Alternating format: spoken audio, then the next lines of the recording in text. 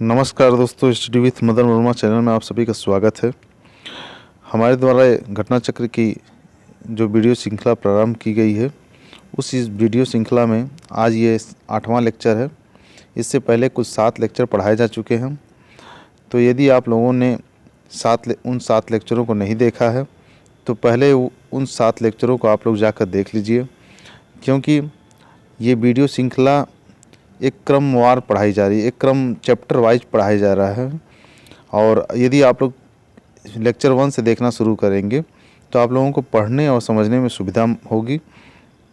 और यदि आप लोगों को ये वीडियो सीरीज़ अच्छी लग रही हो, पसंद आ रही हो, तो आप लोग इस चैनल को जो है शेयर और सब्सक्राइब करना ना भूलिएगा, क्योंकि शेयर और सब्सक्राइब करने से आपका कुछ जाता नहीं है, लेकिन हमें एक मोटिवेशन मिलता है ताकि हम आप लोगों के लिए इस तरह की वीडियो सीरीज़ और बना सकें।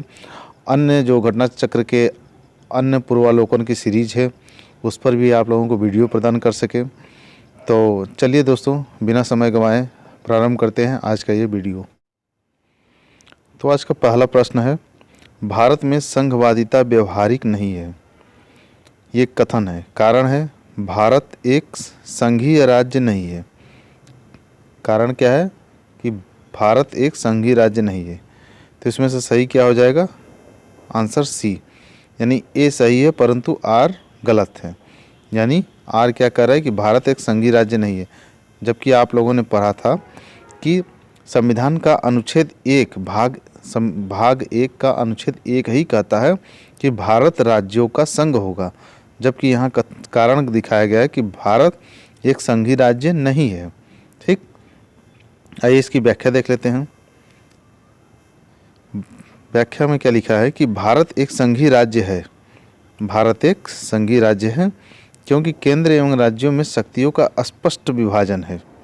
यद्यपि व्यवहार में यह पूर्ण संघ नहीं है, क्योंकि संविधान के कई प्रावधान इसे एकात्मकता प्रदान करते हैं। ठीक है, कई प्रावधान एकात्मकता प्रदान करते हैं, जैसे कि अवशिष्ट शक्तियाँ किसके पास हैं? तो वो केंद्र सरकार के पास है। संघ सूची, राज्य सूची और समवर्ती सूची, 3 सूचियाँ बनाई गई हैं, लेकिन एक अवशिष्ट शक्तियाँ हैं। अवशिष्ट शक्तियाँ मतलब ऐसे विषय जिनको कि इन तीनों सूचियों में शामिल नहीं किया गया है, उस पर यदि कानून बनाने की कभी आवश्यकता हुई तो उस पर कानून कौन बनाएगा? उस पर बनाएगी केंद्र सरकार। ठीक है, तो यहाँ देखिए ये एकात्मकता को प्रदान करता है। फिर भी विद्वान इसे संघीय राज्य के रूप में स्वीकार करते हैं। ठीक, फिर भी विद्वानों का यह मत है कि एकात्मकता को होने के बावजूद, कुछ मामले में एकात्मकता को होने के बावजूद भी भारत हमारा क्या है? एक संघीय राज्य है। तभी तो अनुच्छेद 1 में कहा गया है कि भारत राज्यों का संघ होगा। ठीक है, चलिए दूसरा प्रश्न देखते हैं। तो कथन है कि भारत की संघात्मक संरचना का मुख्य उद्देश्य इसकी बहुआयामी विविधताओं में से एक राष्ट्र का निर्माण करना और राष्ट्रीय एकता को संरक्षित करना था। ठीक, कथन ये है। कारण क्या है? विविधताओं के समंजन से एक सशक्त न कि कमज़ोर भारतीय राष्ट्रीयता का निर्माण हुआ है। ठीक, ये कथन और कारण है। इसका सही आंसर क्या हो जाएगा? इसका सही आंसर हो जाएगा कि कथन और कारण दोनों सत्य है, लेकिन कारण कथन की सही व्याख्या नहीं करता है। ठीक है, चलिए इसकी व्याख्या देख लेते हैं। भारतीय संविधान के अनुच्छेद 1 के तहत भारत राज्यों का संघ है। अनुच्छेद जिसमें 29 राज्य तथा 7 संघ शासित क्षेत्र हैं। देखिए दोस्तों, वर्तमान समय में कितने हैं?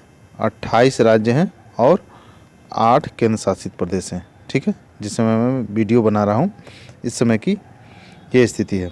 ठीक, तो संघात्मक संरचना में शक्तियों का बंटवारा संघ तथा राज्यों के मध्य किया गया है। संघ को राज्यों की तुलना में अधिक शक्तियाँ प्रदान की गई हैं। किसकी तुलना में? संघ को राज्यों की तुलना में अधिक शक्तियाँ प्रदान की गई हैं। भारत की संघात्मक संरचना का मुख्य उद्देश्य इसकी बहुआयामी विविधताओं में से एक राष्ट्र का निर्माण करना और राष्ट्रीय एकता को संरक्षित करना है। जिसके कारण विविधताओं के समंजन में से एक सशक्त भारतीय राष्ट्र का निर्माण हुआ है। ठीक, तो कथन और कारण दोनों सही है, लेकिन कारण कथन की सही व्याख्या नहीं करता है। ठीक है, अगला प्रश्न देख लेते हैं। कथन क्या है?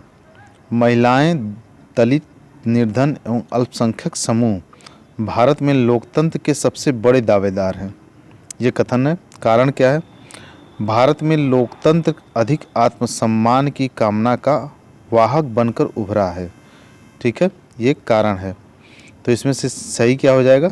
इसमें सही हो जाएगा कि कथन और कारण दोनों सही हैं ना, और कारण कथन की सही व्याख्या करता है।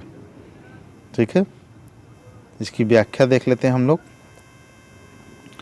महिलाएं, दलित, निर्धन और अल्पसंख्यक, आप लोगों को पता होगा इन सभी लोगों के बारे में संविधान में उल्लेख है। ठीक है, समूह भारत में लोकतंत्र के सबसे बड़े दावेदार हैं क्योंकि उनके व्यक्तिगत अधिकारों की रक्षा कर उनके आत्मसम्मान, गरिमा को बढ़ाता है। कौन बढ़ाता है? तो लोकतंत्र बढ़ाता है।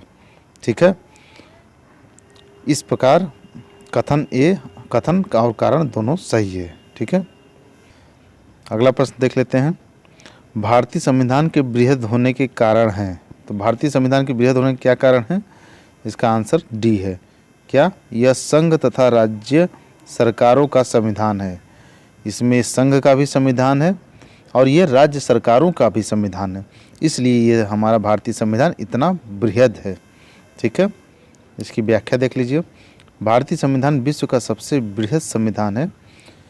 इसके बृहद होने का प्रमुख कारण यह है कि इसमें संघ तथा एवं राज्यों से संबंधित सारे प्रावधान शामिल कर दिए गए हैं, जबकि संयुक्त राज्य अमेरिका जैसे देशों में राज्यों एवं संघ के अपने अलग अलग संविधान हैं। ठीक है, तो दोस्तों जो हमारा भारतीय संविधान है, इस भारतीय संविधान में हमारे संघ के और राज्य के यानी केंद्र और राज्य दोनों से संबंधित प्रावधान जो है हमारे भारतीय संविधान में दिए गए हैं, जबकि यूएसए में केवल और केवल केंद्र का अलग संविधान है और राज्यों का अलग संविधान है। ठीक है, चलिए अगला प्रश्न देख लेते हैं।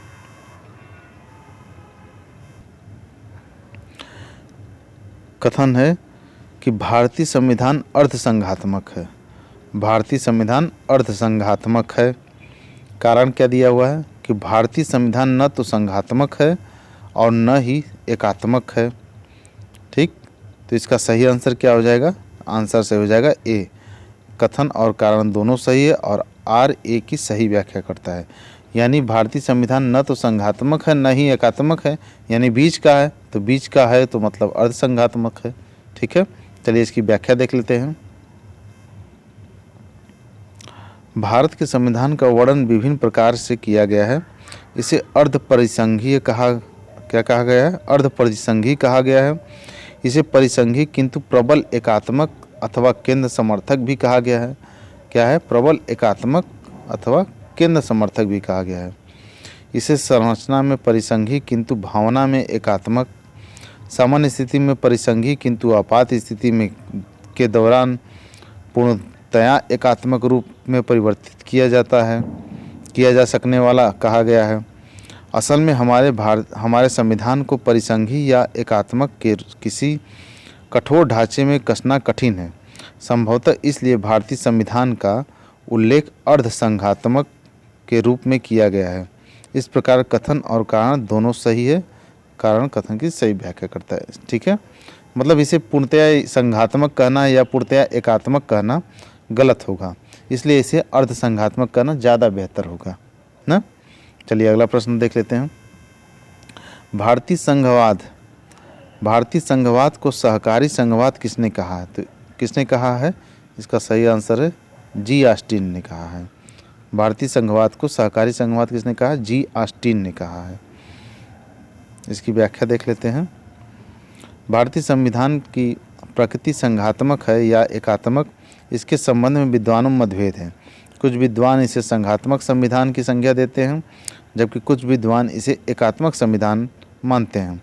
जी ऑस्टिन के अनुसार भारत का संविधान सहकारी परिसंघीय संविधान है, सहकारी परिसंघीय संविधान है।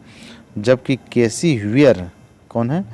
केसी व्हीयर के अनुसार भारत का संविधान अर्धसंघीय है। केसी व्हीयर के अनुसार क्या है कि भारत का संविधान अर्धसंघीय है। ठीक है, चलिए अगला प्रश्न देख लेते हैं। किसने कहा था भारत अर्धसंघात्मक राज्य है? किसने कहा था दोस्तों? तो अभी आपने ऊपर पढ़ा कि केसी व्हीयर ने कहा था। किसने कहा था? केसी व्हीयर ने कहा था कि भारतीय संविधान अर्धसंघीय है। ठीक है, चलिए अगला प्रश्न देख लेते हैं। भारतीय संविधान के विषय में निम्नलिखित कथन निम्न में से किसका है? भारतीय संविधान अधिक कठोर तथा अधिक लचीले के मध्य एक अच्छा संतुलन स्थापित करता है।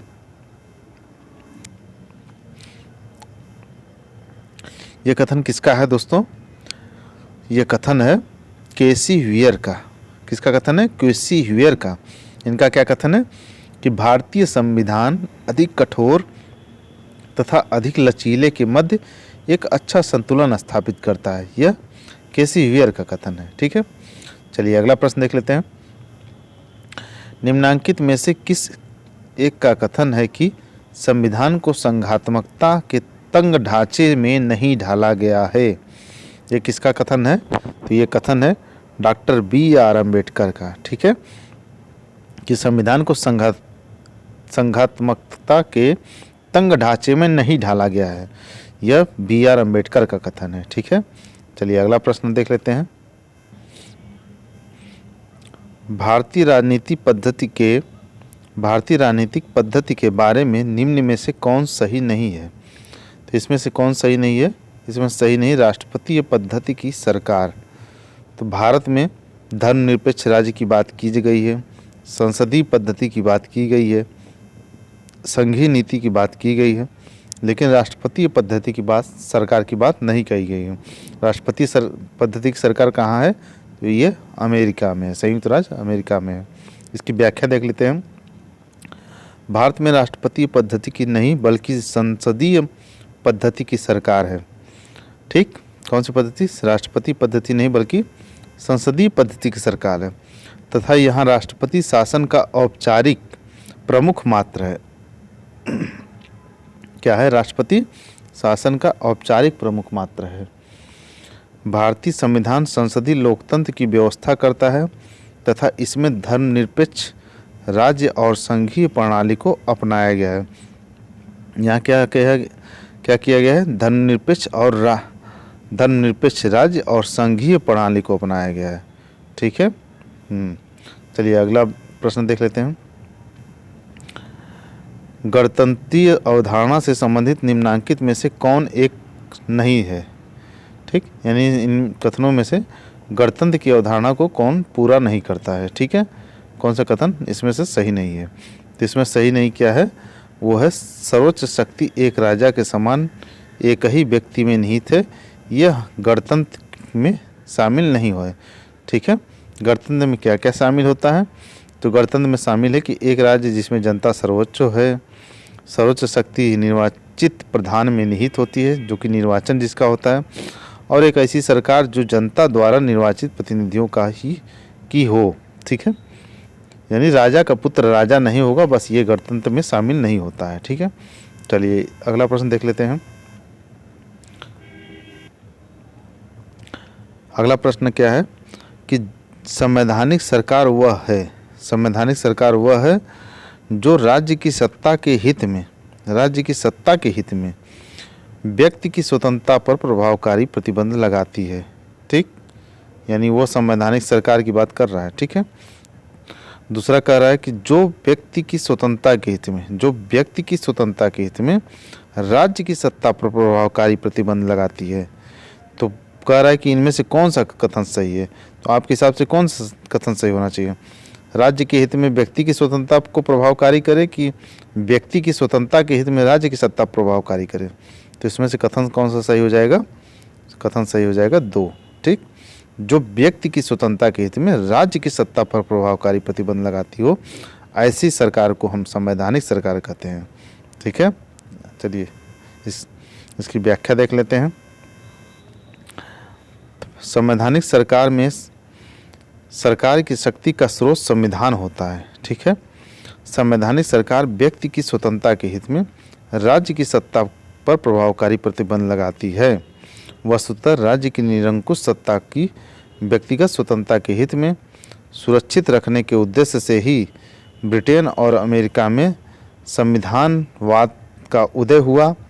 एक संवैधानिक सरकार में नागरिकों की स्वतंत्रताओं के संरक्षण हेतु संस्थागत क्रियाविधि भी विद्यमान रहती है।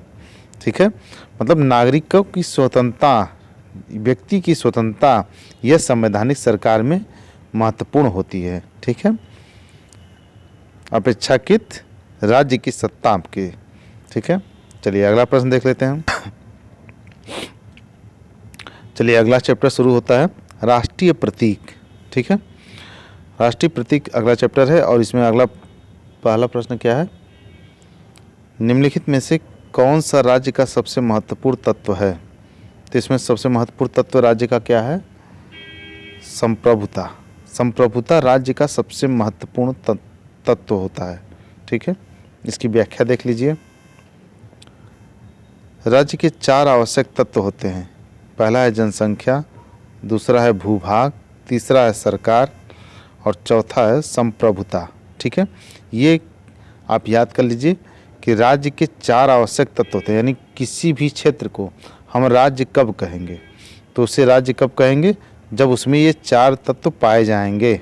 कौन कौन से, उसकी एक जनसंख्या होनी चाहिए, उसके पास एक भूभाग यानी उसका एक क्षेत्रफल होना चाहिए, एक क्षेत्र होना चाहिए, उसके पास एक सरकार, एक सत्ता होनी चाहिए वहाँ राज्य करने के लिए, और चौथा क्या है, उसके पास संप्रभुता होनी चाहिए। संप्रभुता का क्या मतलब होता है, संप्रभुता का मतलब होता है कि वह अपने राज्य में, अपने क्षेत्र में अपने निर्णय लेने में स्वतंत्र हो, अपने शासन व्यवस्था को चलाने में स्वतंत्र हो। ठीक है, चलिए इसकी व्याख्या पूरा कर लेते हैं। राज्य के इन 4 तत्वों में संप्रभुता सबसे महत्वपूर्ण तत्व है। संप्रभुता के बिना कोई राज्य अन्य तीनों तत्वों के होते हुए भी अंतर्राष्ट्रीय दृष्टि से राज्य नहीं कहा जा सकता है। जैसा कि 1947 से पहले भारत राज्य नहीं था, क्योंकि भारत संप्रभु नहीं था, अंग्रेजों का भारत पर आधिपत्य था। वही कहा ना मैंने कि अपने क्षेत्र में निर्णय लेने के लिए, किसी भी प्रकार के निर्णय लेने के लिए स्वतंत्र नहीं था उस समय भारत। क्यों, क्योंकि उस समय अंग्रेजों का शासन था। जबकि वर्तमान समय में क्या है, तो भारत अपने बाह्य और आंतरिक मामलों में किसी भी प्रकार को निर्णय लेने में स्वतंत्र है। ठीक है, इसे हम संप्रभुता कहते हैं। ठीक है, चलिए अगला प्रश्न देख लेते हैं। भारत के संविधान के अंतर्गत निम्नलिखित में से किसको राज्य की सीमाओं को परिवर्तित करने की शक्ति प्राप्त है। तो भारत के संविधान के अंतर्गत किसी राज्य की सीमाओं को परिवर्तित करने की शक्ति प्राप्त है, तो ये प्राप्त है संसद को। किसे प्राप्त है, संसद को यह शक्ति प्राप्त है कि संसद जो है किसी भी राज्य को, एक राज्य को दूसरे राज्य में विलय कर सकती है, किसी राज्य की सीमाओं को बढ़ा सकती है, घटा सकती है, किसी अन्य देश की सीमाओं को अपने में मिला सकती है। ये सभी शक्ति किसके पास है, ये सभी शक्ति संसद के पास है। चलिए अगला प्रश्न देख लेते हैं। भारत का राष्ट्रीय पशु है, तो भारत का राष्ट्रीय पशु क्या है, भारत का राष्ट्रीय पशु है बाघ। ठीक, पहले भारत का राष्ट्रीय पशु क्या हुआ करता था, शेर हुआ करता था, लेकिन बाद में इसे परिवर्तित करके बाघ कर दिया गया है। चलिए इसकी व्याख्या देख लेते हैं कि भारत का राष्ट्रीय पशु क्या है, वो है बाघ, और इसका जो है वैज्ञानिक नाम है पैंथेरा टाइग्रिस लिनियायस। देश में बाघों की घटती संख्या को देखते हुए अप्रैल 1973 में बाघ परियोजना शुरू की गई थी। ठीक है, तो यदि आपसे पूछा जाए कि बाघ परियोजना कब प्रारंभ की गई, तो आपका जवाब क्या होगा कि यह 1973 में प्रारंभ की गई थी। ठीक है, चलिए अगला प्रश्न देख लेते हैं। भारत का राष्ट्रीय पुष्प कौन सा है, तो भारत का राष्ट्रीय पुष्प आप लोग जानते हैं कमल है। ठीक है, चलिए अगला प्रश्न देख लेते हैं। भारत का राष्ट्रीय पक्षी है, तो भारत का राष्ट्रीय पक्षी क्या है, भारत का राष्ट्रीय पक्षी मोर है। इन सब की व्याख्या बहुत देखने की ज़रूरत नहीं है, या व्याख्या देख लीजिए, थोड़ा बहुत आपको पता चल जाएगा कि अन्य चीज़ें क्या हैं। जैसे भारत का राष्ट्रीय पक्षी है मोर, ठीक। और भारत का राष्ट्रीय वृक्ष क्या है, तो राष्ट्रीय वृक्ष है बरगद। राष्ट्रीय पुष्प क्या है, तो राष्ट्रीय पुष्प है कमल। राष्ट्रीय फल क्या है, तो राष्ट्रीय फल है आम। राष्ट्रीय वाक्य क्या है, तो ये है सत्यमेव जयते, जो कि सारनाथ वाराणसी स्थित अशोक स्तंभ से लिया गया है। ये सब चीज़ें महत्वपूर्ण हैं, कभी प्रश्न पूछा भी जा सकता है, पहले पूछता था, अब तो ये सब चीज़ें नहीं पूछता है, ठीक है। चलिए अगला प्रश्न देख लेते हैं। भारत का राष्ट्रीय पक्षी कौन है, वही फिर मोर, ठीक है। अगला प्रश्न देख लेते हैं। भारतीय राष्ट्रीय ध्वज में चक्र किसका प्रतीक है, तो चक्र किसका प्रतीक है, तो ये न्याय का प्रतीक है, ठीक है।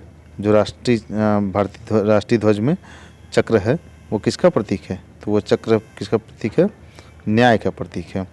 भारतीय राष्ट्रीय ध्वज में सफ़ेद पट्टी के बीच में नीले रंग का, किस रंग का होता है ये चक्र, याद रखिएगा नीले रंग का होता है। और जिसका प्रारूप सारनाथ में अशोक सिंह स्तंभ से बने चक्र से लिया गया है। और इसमें कुल कितनी तीलियाँ होती हैं, तो 24 तीलियाँ होती हैं, ठीक है। और ये न्याय का प्रतीक है, ठीक है। चलिए अगला प्रश्न देखते हैं। भारत के राष्ट्रीय ध्वज में आरों की कुल संख्या है, तो आरों मतलब वही जो चक्र बना होता है, तो वो कितना है, 24। कुल कितनी आरों है या कितनी तीलियाँ हैं उसमें, 24 हैं। चलिए अगला प्रश्न देख लेते हैं। संपूर्ण राष्ट्रगान का गायन या वादन कितने समय में किया जाता है, तो ये किया जाता है 52 सेकंड में, ठीक है। राष्ट्रगान कितने समय में गाया जाता है, तो ये 52 सेकंड में गाया जाता है, ठीक है। इसकी व्याख्या देख लेते हैं। राष्ट्रीय गान जनगण मन का वादन काल 52 सेकंड है। कतिपय विशिष्ट अवसरों पर इसका संक्षिप्त संस्करण भी पहली एवं अंतिम पंक्तियों के साथ प्रयुक्त होता है। इसका वादन काल 20 सेकंड हो जाता है लगभग है, ठीक है। यानी यदि शॉर्टकट में गाया जाता है यह संक्षिप्त रूप में, तो ये 20 सेकंड में गाया जाता है, ठीक है। चलिए अगला प्रश्न देख लेते हैं। अगला चैप्टर है राज्य एवं संघ राज्य क्षेत्र। अगला चैप्टर क्या है, राज्य एवं संघ राज्य क्षेत्र। तो इसमें पहला प्रश्न है, संविधान के निम्नांकित में से किस प्रावधान के अंतर्गत भारतीय संसद को नया राज्य बनाने का अधिकार है, तो किस अनुच्छेद के तहत भारतीय संसद को नया राज्य बनाने का अधिकार है, तो ये है अनुच्छेद 2 के तहत। किस अनुच्छेद के तहत, अनुच्छेद 2 के तहत है, ठीक है। इसकी व्याख्या देख लेते हैं। भारतीय संविधान के अनुच्छेद 2 के अंतर्गत भारतीय संविधान को नया राज्य बनाने का अधिकार है, ठीक है। और अनुच्छेद 1 के अंतर्गत संघ का नाम और राज्य क्षेत्र। अनुच्छेद 3 के अंतर्गत नए राज्यों का निर्माण, वर्तमान राज्यों के क्षेत्रों, सीमाओं और नाम में परिवर्तन। अनुच्छेद 4 में क्या है, तो इसके अंतर्गत पहली अनुसूची और चौथी अनुसूचियों के संशोधन, अनुपूरक परिमाणिक विषयों का उपबंध करने के लिए अनुच्छेद 2 और अनुच्छेद 3 के अधीन बनाई गई विधियाँ। अनुच्छेद 5 में क्या है, इसके अंतर्गत संविधान के प्रारंभ पर नागरिकता का उल्लेख किया गया है, ठीक है। तो भारतीय संसद को नया राज्य बनाने का अधिकार जो है अनुच्छेद 2 में दिया गया है, ठीक है। चलिए अगला प्रश्न देख लेते हैं। संघीय क्षेत्रों को प्रतिनिधित्व प्राप्त है, संघीय क्षेत्रों को प्रतिनिधित्व प्राप्त है, क्या इसमें है, इसका आंसर होगा संसद के दोनों सदनों में, ठीक है। यानी संघ की इसकी व्याख्या देख लीजिए आप लोग कि संसद के दोनों सदनों में संघीय क्षेत्रों को प्रतिनिधित्व प्राप्त है। राज्यसभा की अधिकतम संख्या कितनी है, ये 250 है। और इसमें से 12 सदस्य जो है मनोनीत होते हैं और उन्हें राष्ट्रपति मनोनीत करते हैं। संघीय क्षेत्र में दिल्ली और पुडुचेरी, ठीक है, दिल्ली से 3, पुडुचेरी से 1, ये राज्यसभा में प्रतिनिधित्व प्राप्त होता है, ठीक है। यानी 3 दिल्ली से आते हैं राज्यसभा में और पुडुचेरी से 1 आते हैं एमपी चुनकर, ठीक है, सांसद चुनकर। शेष संघीय क्षेत्रों के प्रतिनिधित्व नहीं प्राप्त है। यानी अगर बात करें राज्यसभा की, तो राज्यसभा में दिल्ली और पुडुचेरी से ही चुन के आते हैं, ठीक है। और लोकसभा की बात करें तो लोकसभा में अधिकतम संख्या कितनी है, 552 है, ठीक, जिसमें से 530 सदस्य राज्यों से आते हैं और 20 सदस्य जो है ये संघीय क्षेत्रों से आते हैं, यानी केंद्र शासित प्रदेशों से आते हैं 20 सदस्य। और 2 जो है एंग्लो इंडियन आते हैं, ठीक है, 2 क्या है, एंग्लो इंडियन आते हैं। को, जो कि राष्ट्रपति द्वारा मनोनीत होते हैं। ठीक है, तो यानी लोकसभा और राज्यसभा दोनों में संघीय क्षेत्र मतलब केंद्र शासित प्रदेशों को प्रतिनिधित्व प्राप्त है। चलिए अगला प्रश्न देख लेते हैं। नए राज्य के गठन की शक्ति निहित है। तो नए राज्य की शक्ति के गठन किस में निहित है? ये संसद में निहित है, जैसा कि अभी आप लोगों ने ऊपर पढ़ा था कि अनुच्छेद 2 के तहत नया राज्य बनाने की शक्ति जो है संसद के पास है। ठीक है, चलिए अगला प्रश्न देख लेते हैं। एक राज्य को संघ में सम्मिलित करने अथवा नए राज्य की स्थापना करने की कार्यपालिकाई शक्ति निम्नलिखित में से किसे प्राप्त है? तो ये किसे प्राप्त है? तो ये संसद को प्राप्त है, अभी आप लोगों ने पढ़ा था। चलिए अगला प्रश्न देख लेते हैं। संविधान के प्रथम अनुच्छेद के अनुसार भारत है। तो भारत क्या है? भारत राज्यों का क्या है? भारत राज्यों का संघ है, यूनियन है। भारत राज्यों का संघ है, यूनियन है। ठीक है, अनुच्छेद 1 में देखिए व्याख्या इसकी क्या लिखा गया है। संविधान के अनुच्छेद 1 में निर्धारित किया गया कि भारत अर्थात इंडिया राज्यों का संघ यानी यूनियन होगा। ठीक है, भारत के राज्य क्षेत्र में राज्यों के राज्य, दूसरे में राज्य क्षेत्र, तीसरा ऐसे अन्य राज्य क्षेत्र जो अर्जित किए जाएं समाविष्ट होंगे। ठीक, पहला क्या है कि राज्यों के राज्य क्षेत्र, फिर संघ राज्य क्षेत्र, और तीसरा है ऐसे अन्य राज्य क्षेत्र समाविष्ट होंगे। राज्यों तथा संघ राज्य क्षेत्रों के नाम तथा प्रत्येक के अंतर्गत आने वाले राज्य क्षेत्रों का वर्णन संविधान की प्रथम अनुसूची में किया गया है। ठीक, तो ये भारत के पहले ही संविधान के पहले ही अनुच्छेद में कहा गया कि भारत क्या होगा? राज्यों का संघ होगा। चलिए यहाँ प्रश्न क्या है? निम्नलिखित में से कौन सा कथन नए राज्यों के निर्माण के बारे में सही नहीं है? तो इसमें सही क्या नहीं है? इसमें सही नहीं है सी, इस प्रकार की विधि को अनुच्छेद 368 के प्रयोजनों के लिए संविधान का संशोधन समझा जाएगा। ठीक है, नए राज्य के निर्माण के लिए संविधान का संशोधन नहीं समझा जाता है, ये जान लीजिए आप लोग। ठीक है, बाकी सब कथन जो है वो सही है। आप लोग सारे कथनों को पढ़ लीजिएगा, हम व्याख्या पढ़ लेते हैं। ठीक है, नए राज्यों के निर्माण के लिए विधि हेतु अनुच्छेद 368 के तहत विशेष प्रक्रिया संविधान संशोधन प्रक्रिया अपनाई जाती है, अर्थात संसद साधारण बहुमत से नए राज्यों का निर्माण कर सकती है तथा संविधान के अनुच्छेद 4(2) के अनुसार इस प्रकार की विधि अनुच्छेद 368 के प्रयोजन के लिए संविधान का संशोधन नहीं समझी जाती है। ठीक है, यानी साधारण बहुमत से ही नया राज्य बनाया जा सकता है और इसे संविधान संशोधन की प्रक्रिया संविधान का संशोधन नहीं माना जाएगा। ठीक है, चलिए अगला प्रश्न देखते हैं। भारत में संघ राज्यों का प्रशासन होता है। तो भारत में संघ राज्यों का प्रशासन किसके द्वारा होता है? राष्ट्रपति के द्वारा होता है। किसके द्वारा होता है? राष्ट्रपति के द्वारा होता है। ठीक है, यानी राष्ट्रपति, इसकी व्याख्या देख लेते हैं।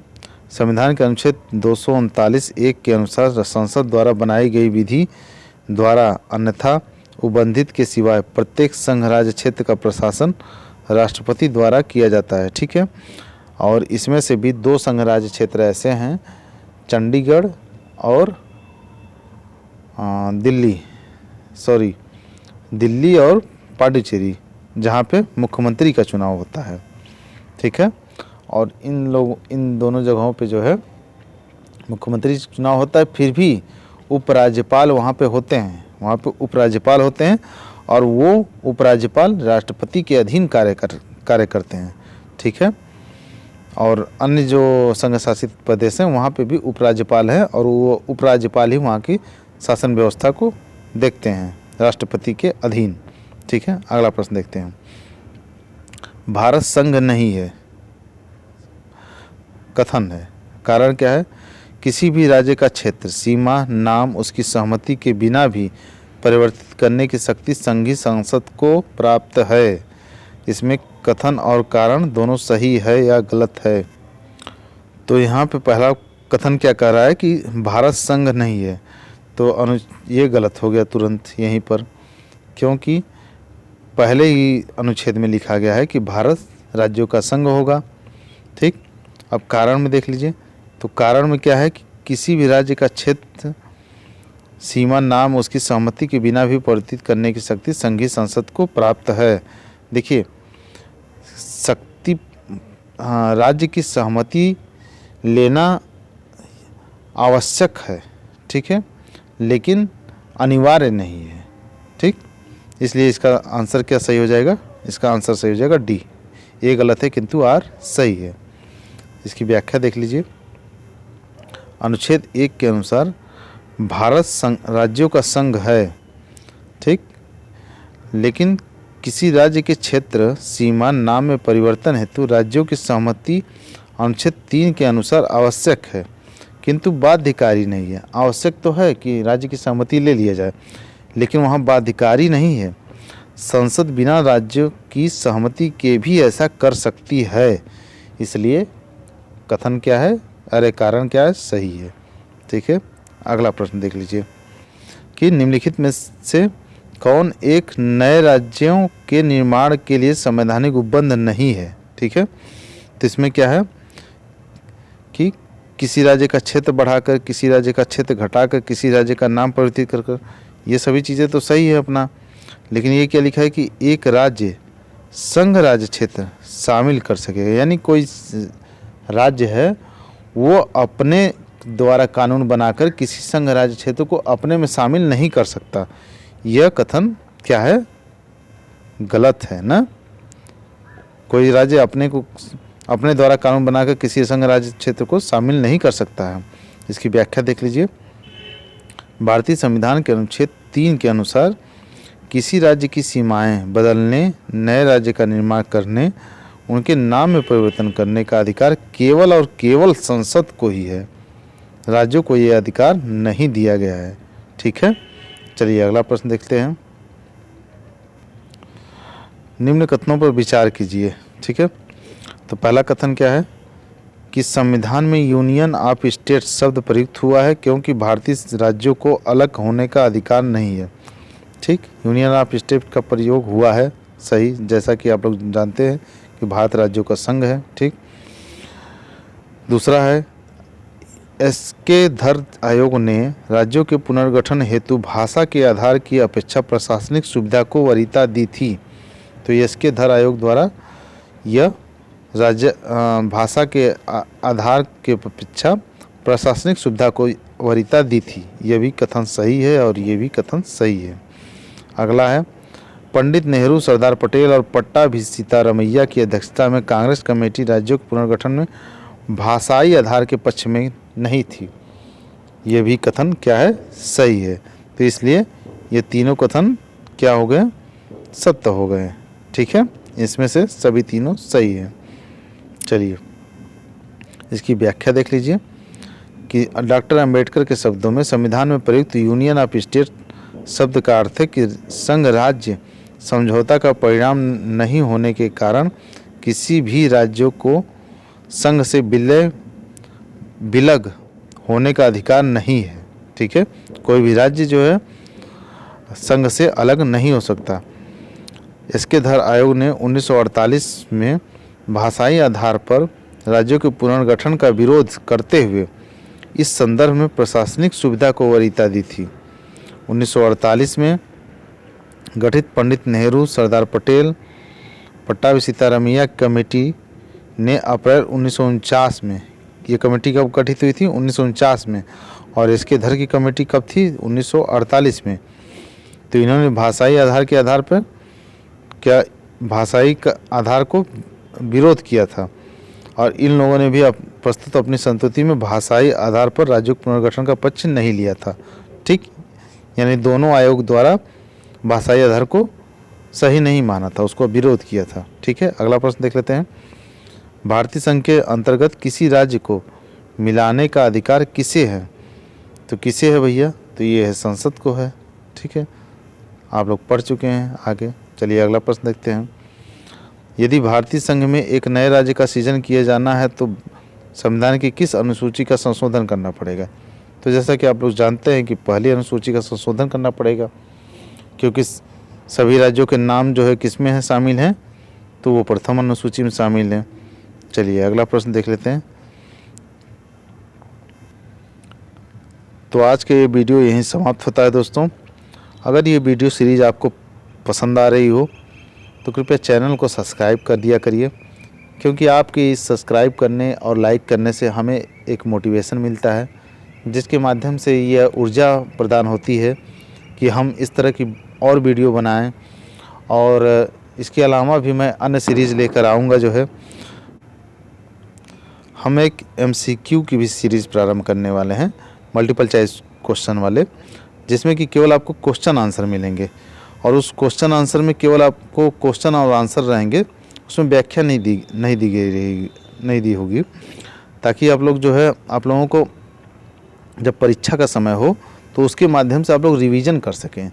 और देखिए, प्रश्न को पढ़ना और उसके उत्तर को देखना यह परीक्षा के समय बहुत ही मायने रखता है, क्योंकि आप जो है जब प्रश्न उत्तर से हज़ारों प्रश्नों से जब आप गुजर चुके होते हैं तो उसमें बहुत सारे प्रश्नों का रिवीजन होता रहता है और रिपीटेड होते रहते हैं क्वेश्चन जो है। तो ये सब सारे क्वेश्चन जो है आपके माइंड में कहीं ना कहीं अचेतन मन में पड़े होते हैं, और जब ही आपको प्रश्न पत्र मिलता है क्वेश्चन पेपर के दौरान तो आप उन प्रश्नों को आसानी से सॉल्व कर सकते हैं। तो दोस्तों, आप लोग जो है कमेंट करके बताइएगा कि हम उस तरह के प्रश्न उस तरह के MCQ मल्टीपल चॉइस प्रश्न को लाएं, और आप लोगों का प्यार मिलेगा तो अन्य भी वीडियो सीरीज़ प्रारंभ की जाएगी। और ये अगर वीडियो सीरीज़ आप लोगों को पसंद आ रही हो तो चैनल को सब्सक्राइब ज़रूर कर लीजिएगा। धन्यवाद।